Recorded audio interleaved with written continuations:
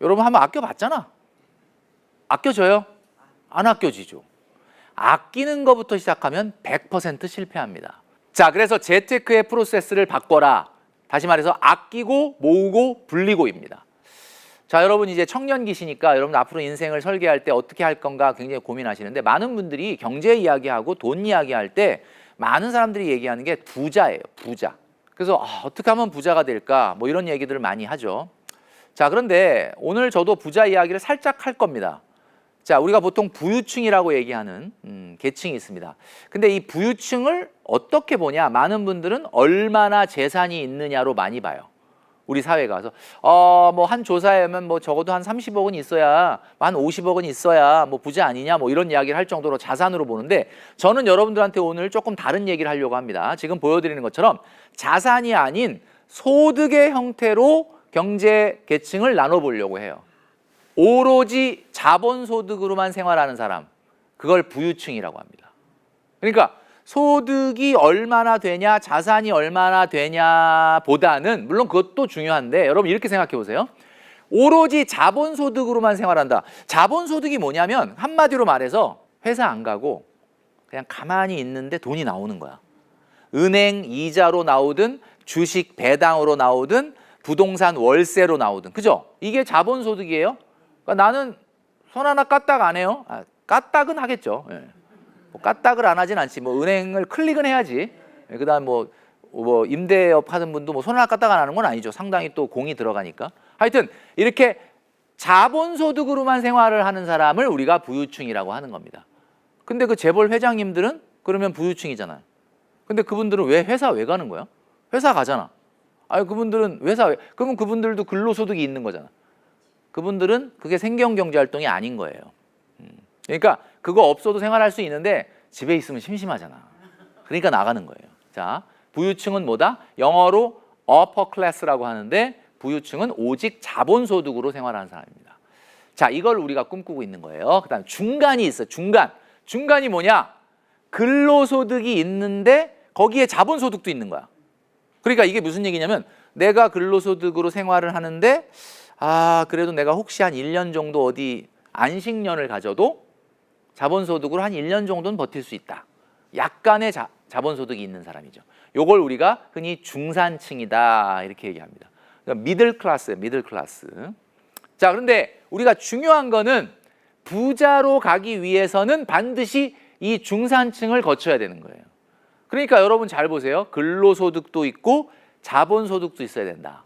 자, 70% 대다수에서 여기 이제 왠지 불길한 예감이, 내가 저기일 것 같은 그런 예감이 든다. 자, 여러분 아시겠지만 여기는 오로지 근로소득에만 의존하는 사람이 바로 여기입니다. 여기 뭘까요?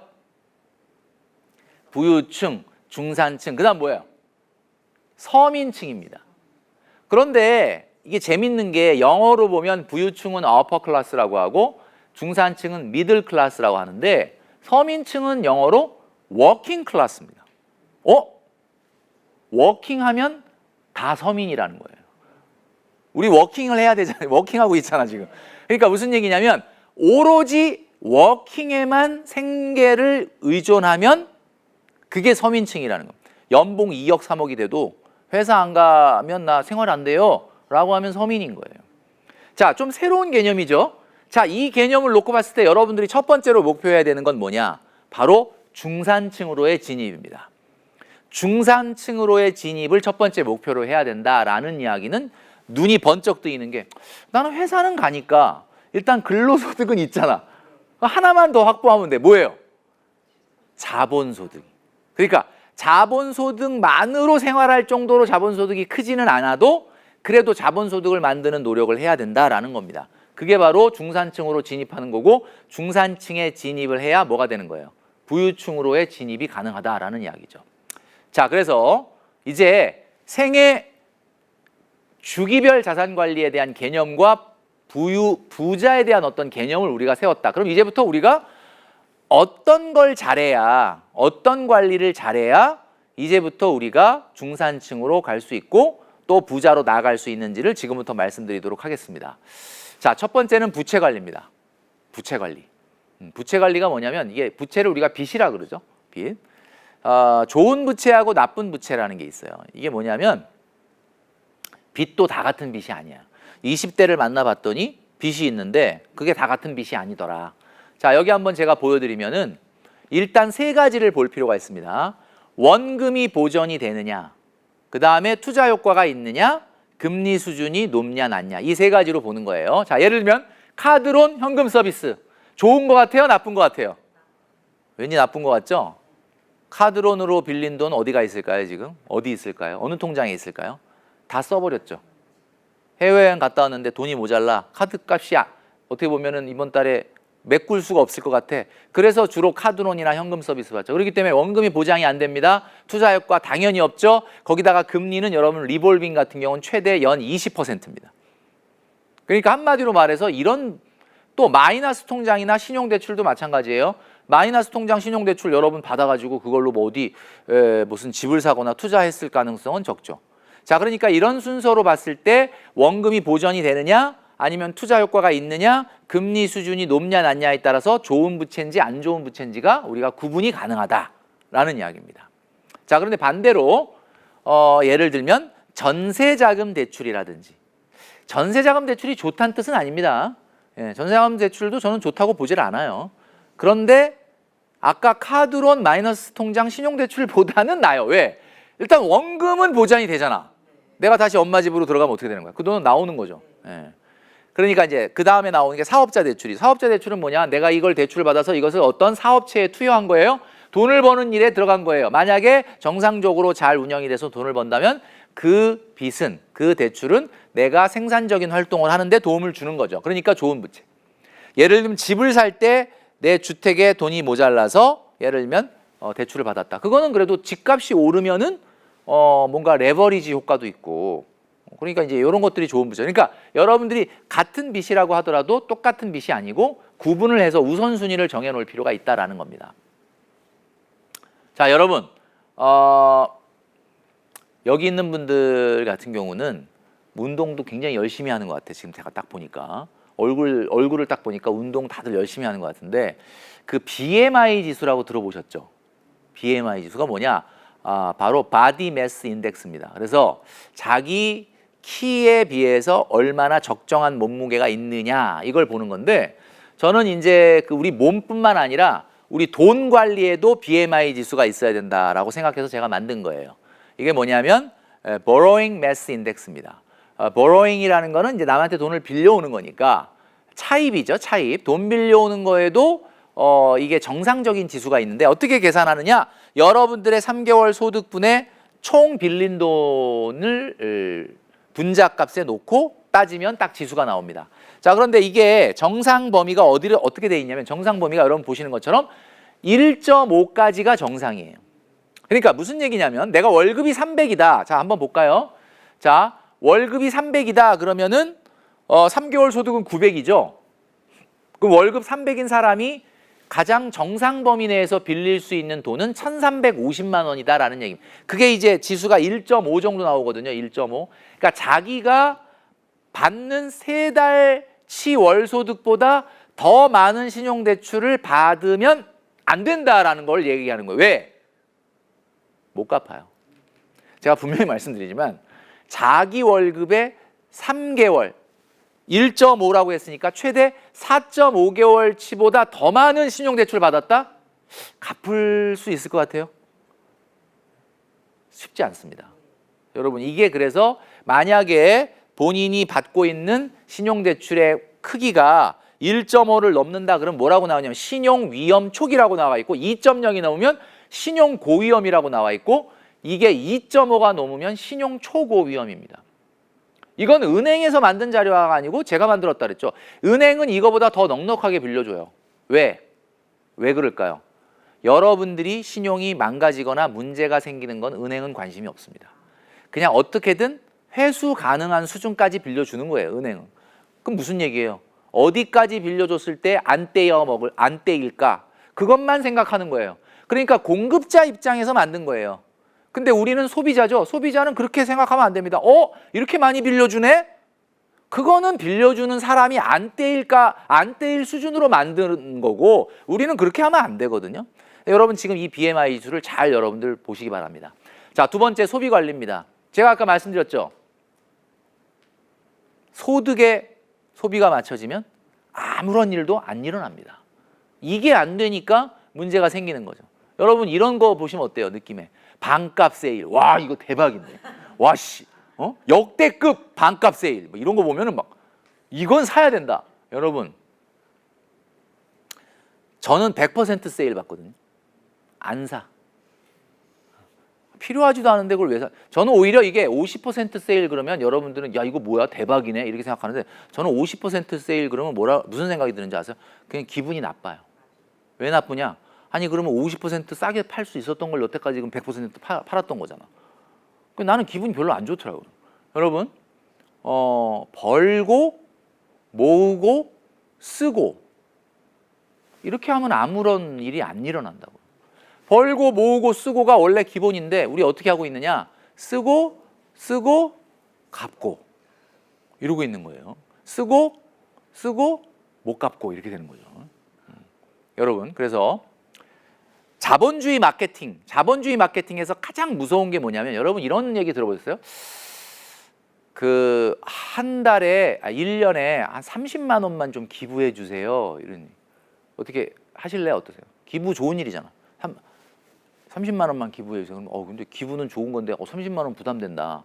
그죠? 그런 생각이 들죠. 30만 원 부담되잖아. 나도 힘든데. 근데 여러분 하루에 820원만 기부해 주시면 돼요. 그럼 어때요? 느낌이? 아까보다는 좀 괜찮지요. 그죠? 하루에 820원? 820원으로 내가 이 어려운 사람을 도울 수 있다는 똑같은 말이에요. 이게 여러분 보험료 한 달에 9만 원 그럼 뭐 그렇게 10만 원도 안 되네? 근데 예를 들면 이게 30년 납이면 3,240만 원이 들어가는 거예요. 정수기 여기 어머님들이 좀 많이 하시는데 렌탈 같은 거 보면 정수기 한 달에 29,000, 3만 원도 안 돼. 근데 요거 5년만 내면 174만 원인데 그냥 한 2대 사고도 남아. 여러분 이렇게 마케팅은 여러분들한테 금액을 쪼개서 보여줍니다. 심지어는 명품 가방도 60개월 할부가 있더라고. 크로스백인데 뭐 138만 원인가? 근데 뭐 한 하루에 뭐랬죠? 한 달에 23,000원씩 5년 내야 돼. 여러분 이런 것들보다 그래서 우리는 어떻게 항상 어떤 생각을 해야 돼요? 자본주의 마케팅이 우리를 이렇게 현혹할 때 우리는 항상 생각할 때 그 인스톨먼트라고 하죠. 분할해서 보여줄 때 우리는 토탈로 생각을 해야 됩니다. 토탈로 생각하는 개념이 필요하다. 자, 그래서 여러분 아까 BMI 지수 중에 Borrowing Mass Index라는 거 있었죠? 차입 질량 지수. 또 하나가 있습니다. BMI 지수 중에 Block Mass Index라는 게 있어요. 이게 뭐냐? 나의 소득에 걸맞는 차를 타는 방법을 얘기하는 겁니다. 자, 여기 보면 어떻게 돼 있냐면 자기 세후 연소득의 0.5 그러니까 6개월치 연봉분의 차량 가격을 해보면 딱 나오는 거죠. 숫자가. 이게 정상 수치는 역시 1.5까지만 정상입니다. 그러니까 무슨 얘기냐면 그러니까 간단하게 얘기하면 내 월소득의 최대 9개월까지는 정상인데 내 월소득의 9개월보다 더 비싼 차를 탄다? 한마디로 저는 그냥 미친 짓이다 이렇게 생각을 하고 있습니다. 왜 그런 말씀을 드리느냐면 지금 여기 보여드리는 이 차가 제네시스라는 차예요. GV70이라는 차인데 예를 들면 월급 400인 사람이 이 차를 뽑으면 얼마냐면은 2.1이 나옵니다. 2.1. 2.1이라는 건 뭐냐면 고도 허세죠. 고도 허세. 블러프라는 게 무슨 뜻이냐면 허풍이라는 뜻이야. 허풍. 얼마나? 그러니까 굉장히 좋은 차를 타고 딱 나타났어, 친구가. 근데 그 친구가 저 차를 탈 만한 능력이 있는 사람이면 당연히 훌륭하다, 멋있다 이러죠. 근데 와, 쟤가 저런 차를 탄단 말이야? 그러니까 좋은 차를 탄다는 게 무슨 말이냐면 좋은 차를 탄다는 거는 와, 경제적으로 성공했구나가 아니라 나만 그런가? 보여줄 게 그거밖에 없나? 난 약간 이런 생각이 들던데. 외국 사람들은 굉장히 자기의 능력에 비해서 높은 비싼 차를 타면 서양 사람들 기준인데 서양 사람들은 열등감 있는 걸로 생각을 한대요. 근데 저는 그게 맞다고 보거든요. 그래서 정상 범위 내의 차를 타라. 왜냐하면 우리나라는 5년 정도 지나면 제가 지금 뭘 보여드리고 있냐면 한국자동차공업협회에서 보여주고 있는 우리나라의 5년 후에 자동차의 평균 잔존가액이라는 표예요.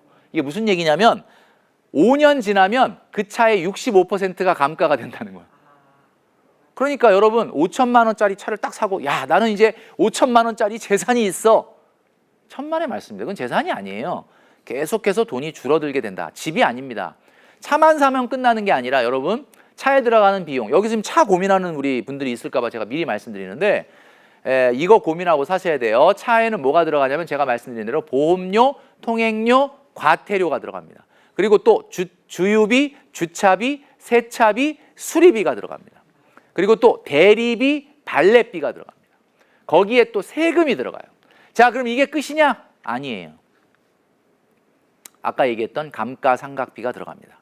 왜냐하면 그 감가상각비만큼 내가 5년 후에 또 그 차를 타려면 또 그 돈을 내야 되기 때문에. 그 다음에 뭐가 들어가죠? 할부금이 또 들어가겠죠.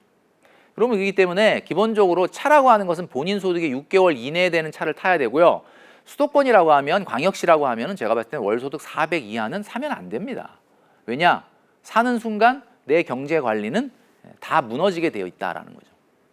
그래서 근데 이제 사실 그래요. 제가 한번 어디서 말씀드린 적이 있었는데 제가 첫 월급을 155만 원을 탔거든요.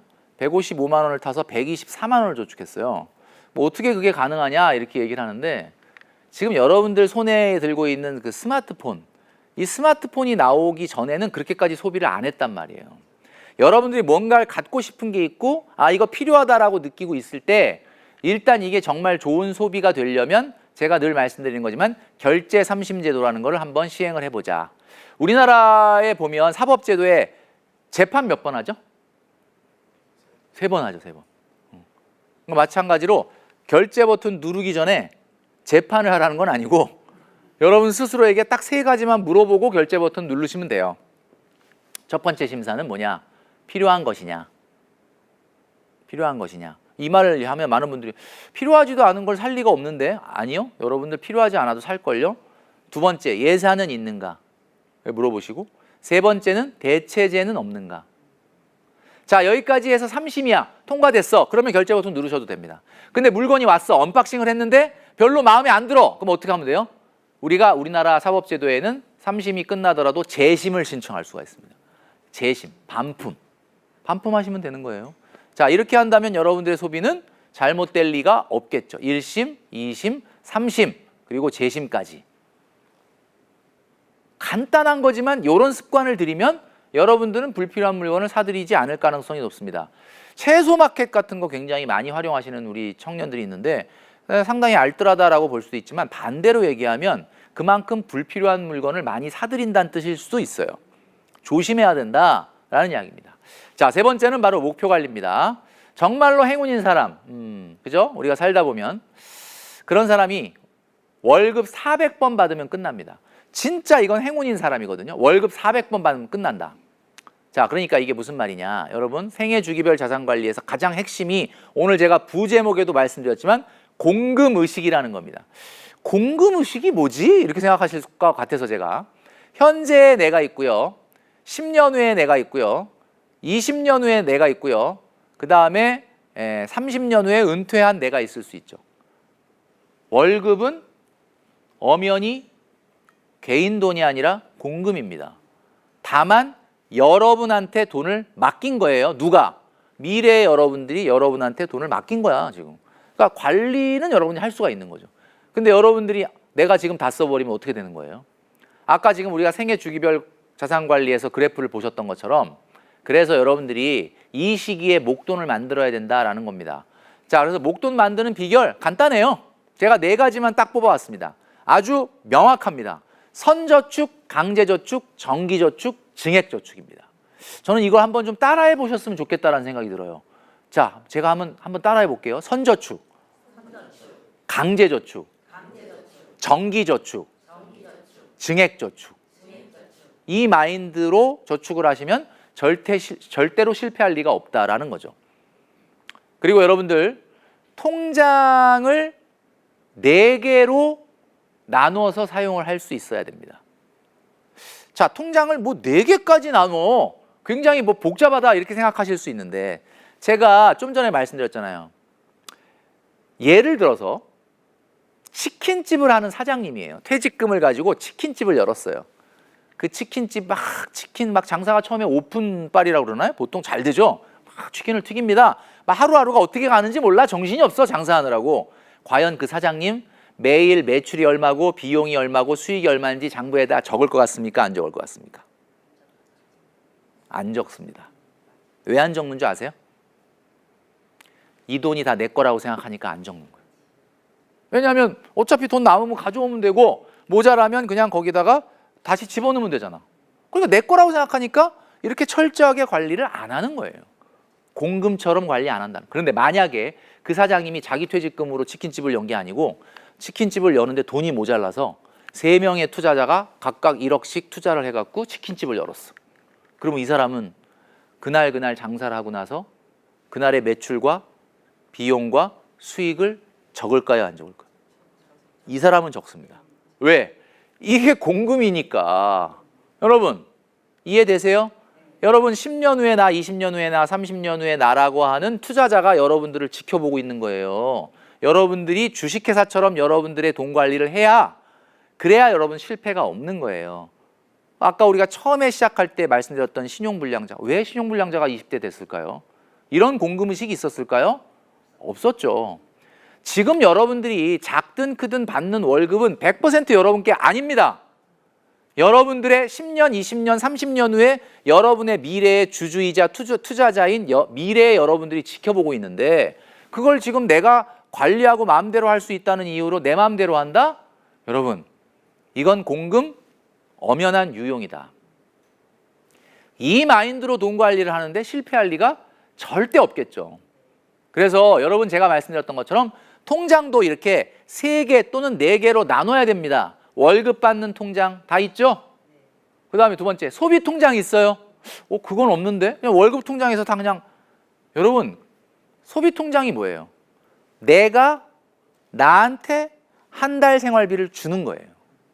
내가 받은 그 통장에서 쓰지 마시고 내가 나한테 월급을 주라는 거예요. 그래야 공금의식이 생기지 않습니까? 자, 그 다음에 계절지출 통장이라는 게 뭐냐? 계절지출. 여러분, 매달 똑같이 돈 써요? 어떻게 1년 12달 1월부터 12월까지 그냥 항상 돈 쓰는 게, 물론 그럴 때도 그런 것도 있죠. 기본적인 교통비, 통신비, 뭐 문화 레저비, 뭐 외식비 이런 거는 그렇게 그냥 일정하죠. 근데 문제는 명절이나 여행이나 이벤트나 뭐 이런 건 어떻게 할까요? 그럼 특정한 계절에만 나가잖아요. 그러면 그 특정한 계절에만 나가는 거를 빤히 아는데도 모르고 있다가 5월에 왜 이렇게 돈이 많이 나가지? 왜 이렇게 가정의 달에 돈이 많이 나가지? 그 5월 오는지 몰랐어요? 여름에 휴가 가는지 몰랐어요? 이거야말로 말 그대로 공금의식이 없이 생활하는 거예요. 그래서 계절지출 통장 따로 만들어서 모아야 되는 거예요. 명절에 쓰는 돈, 여행에 쓰는 돈, 이벤트에 쓰는 돈, 또 뭡니까? 뭐 예를 들면 겨울 옷 살 때 쓰는 돈, 이런 걸 따로 관리하는 통장이 있어야 된다. 그리고 여러분들이 쓰게 될지 안 쓰게 될지 몰랐는데 갑자기 쓰게 되는 돈 있잖아요. 뭐 경조사가 생긴다든지, 그 다음에 갑자기 막 병원 의료비가 많이 들어갈 일이 생긴다든지, 그런 것들은 예비자금 통장을 통해서 만들어야 되는 겁니다. 자, 제가 지금 딱 그러니까 내 월급이고 내 돈인 건 줄 알았는데 이것도 주식회사의 회계 처리처럼 해야 되는구나. 왜? 제가 말씀드렸죠? 3명의 주주가 눈이 시퍼렇게 쳐다보고 있습니다. 그 3명의 주주가 누구예요?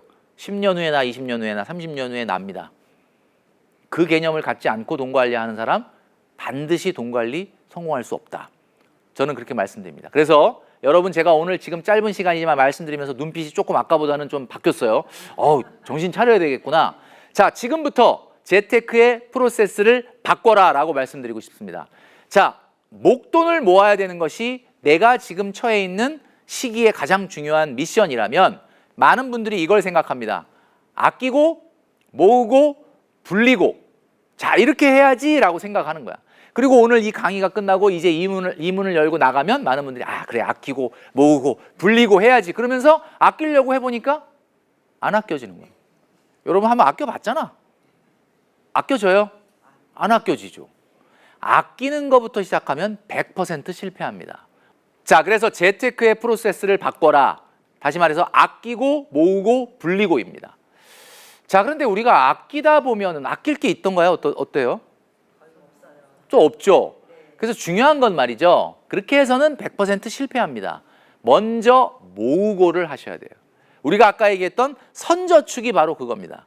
먼저 모으면 그때야 비로소 아껴지고 그래서 불릴 수가 있게 된다라는 이야기입니다.